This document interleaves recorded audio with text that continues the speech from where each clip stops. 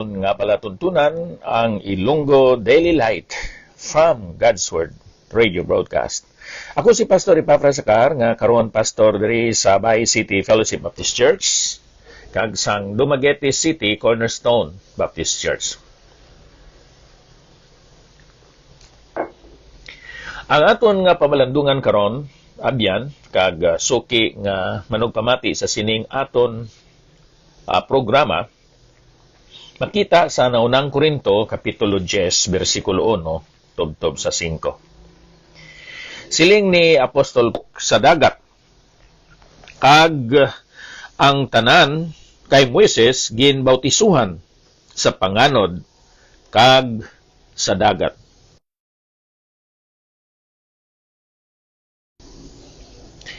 Kag ang tanan nagkaon sang amuman nga pagkaon nga espirituhanon. Kag ang tanan nga nag-inom sang amuman nga ilimnon nga espirituhanon. Kay nag-inom sila sa igang nga espirituhanon nga si Kristo. Walay sapayan nga sa kalabanan sa ila ang Dios wala mahamuot kay gipanglaglag sila sa kamingawan. Kabay ang Ginoo magapakamayo sa sining bahin sa balan kasulatan abyan nga aton ginbasa. Aton hambalan karon ining trabaho sang Dios sa mga Kristohanon sa karon nga panahon sugod sa New Testament tubtob sa aton nga panag-on. Patinaw ini sang Ginoo pinagi ni Apostol Pablo nanungod sang ginbuhat ni Kristo Jesus. Iya nga gingamit ang inagihan kag eksperyensya sa mga katawan sang Israel sang ginpagwa sila sang Ginoo halin sa Ehipto pinaagi sa gahom sang Dios. Now ang una, ang mga Israelinhon nahimo nga ulipon dito sa Ehipto. Sa tapos nga napatay si Joseph, napatay man ang Pharaoh o kunang hari sang Ehipto, kag nagbulos ang hari sang Ehipto, ang Pharaoh sang Ehipto, nga kontra na niya ang mga Israelites.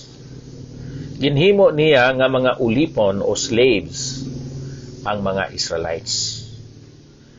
So ining ilang nga eksperyensya abyan dito sa Ehipto, nagalaragway ini nanungod sang mga katawhan sa mga makasala nga sila ulipon sang sala, sang bisyo, ulipon sang sayop nga mga pagtulunan o doktrina. Nga mo ini ang naghugakom sa mga pangunauna kag mga tagipusoon sa masiling naton mga ignorante naton nga mga kaupod nga mga katawhan bisan pa diri sa Pilipinas. Hindi bala nga isa sa mga kabangdanan kung nga ulipon kita tungod sa aton pagka ignorante. Tungod kay wala kita nakahibalo sang kamatuoran. Amo gani nga si Ginoong Hesus nagsiling sa 1 Kapitulo 8, 31-32. Kag kamo makahibalo sang kamatuoran, kag ang kamatuoran magahatag sa inyo sang kahilwayan. So ining mga katawan sang Ehipto nga naulipon, mga katawan sa Israel naulipon dito sa Ehipto, nagalaragway ini sa mga makasasala sa aton panag-on karon, nga sila naulipon sang sala, naulipon sila sang deception, naulipon sila ni Satanas o sa bisyo, kabisan ano pang kalautan nga nagadumala kag nagapugong sa mga katawhan. Apang sa panahon nga sila nakakilala kay Kristo Jesus, naangkon nila ang paghangop, ang kamatuoran, na-eksperyensyahan nila ang matuod nga kailwayan. And ye shall know the truth, and the truth shall set you free. Ang sunod aton makita Subong nga ang mga katawhan sang Israel, nagkaon sila sang mana. Ang meaning sang mana, what is this? Halin sa langit. Kag nag-inom sila sang tubig nga ginhatag sang Dios.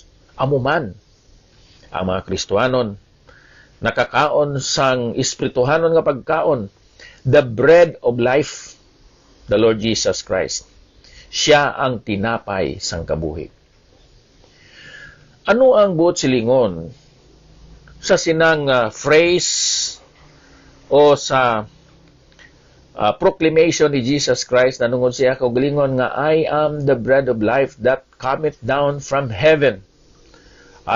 Una, nga si Ginoong Hesus amo ang makahimuno, amo ang makabulong sang kagutom sa espirituhanon nga bahin sang aton nga pagluntad kag sa aton nga pagpangabuhi.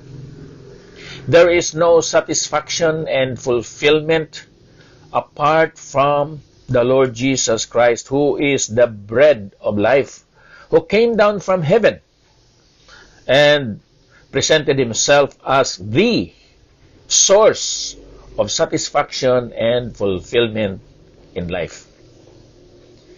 Subo nga mga katawhan sang Israel, nakagwa sa Ehipto, nakaangkon sila sang kailwayan, kag dito sa kahanayakan, dito sa wilderness, sila nakakaon sang mana, kag sila nakainom sang tubig, halin sa Ginoo. Amuman ang mga Kristiyanon, sila nakaangkon sang tinapay sang kabuhi nga mo si Ginoong Hesus.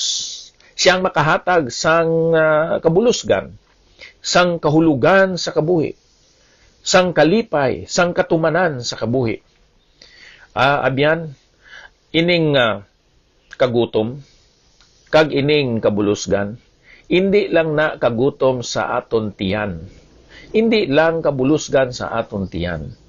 Sa espirituhanon nga bahin sang istorya, may espirituhanon kita nga kagutom. Kag ara ginapresentar sa aton Ginoo ang espirituhanon nga kabulusgan nga si Jesus lang ang makahatag. Nag-inom sila sang tubig. Ang tubig, siling sa balahan kasulatan, ara dira sa balahan nga espiritu nga pinaagi sa aton will flow living water through us. The Holy Spirit can use us to be a channel of blessings to others.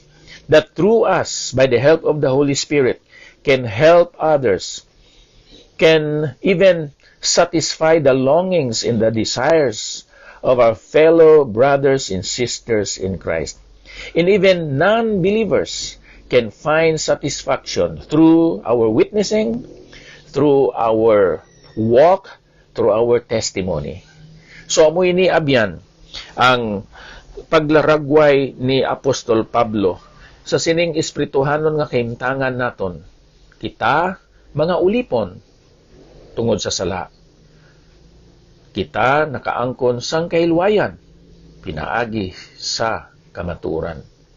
Kag kita, magamit sang Ginoo, pinaagi sa balahan ng espiritu, nga makabulig kita san pa sa mga tao na nagakinahanglan sang kusog tungod kay sila maluya, nagakinahanglan sang kaalam tungod kay sila wala sang ihibalo, nagkinahanglan sang kalinong tungod kay masamok ang ilang nga mga pangunauna kag mga balatyagon. Let your light so shine before men that they may see your good works and glorify your Father who is in heaven. Therefore, you and I, as believers in the Lord Jesus Christ, let us be of great use to Him and for His glory, even today. Diyos nga balaan, salamat nga imong gin-clarify pinaagi ni Apostol Pablo ang amon espirituhanon nga kahimtangan nga kami mga ulipon, pero pinaagi sa kamaturan kami makaangkon sang kahilwayan.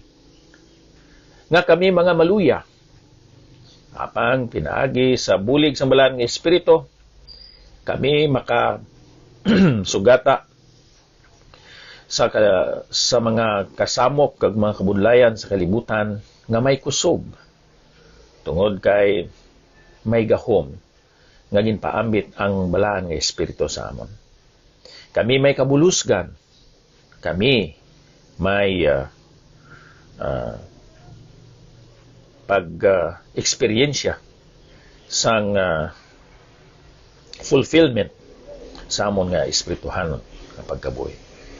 Himuha kami, O Diyos, ng mga instrumento sa pagpakamayo sa iban sa sini nga adlaw. Sa ngalan ni Ginoong Hesus. Amen. Nairel, salamat gid sang imo nga pag-replay sining aton nga segment karon dira sa Hinubaan kay Pastor Valdez dira sa San Jose Sipalay, Pastor Johnny Dayono dira sa Kaliling, Kawayan. Salamat sa inyo nga pagsunod. Bisan pa sa kay Pastor Willie Arroyo Iscanlar dira sa Daan Banwa.